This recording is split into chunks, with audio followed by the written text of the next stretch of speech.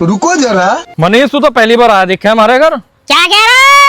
अरे बहरे मैं नू कह रहा तू पहली बारी तो आया है हमारे घर। हाँ पहली बारी आया। चल बैठ ले। यो तेरी भाभी है पूनम। भाभी राम राम। राम राम भैया। अरे पूनम यो मेरा यार है मनीष, बिल्कुल खास है मेरा। इसके लिए एक कप चाय बना के लिए ये। ठीक है जी, लहरी बना के भी। मैं भाभी के हाथ की एक कप चाय तो पिया दे। मैं आराम से बोल ले, बहरा तू ही तो है, मैं थोड़ी ना हूँ। बनवा दी चाय को कह दिया।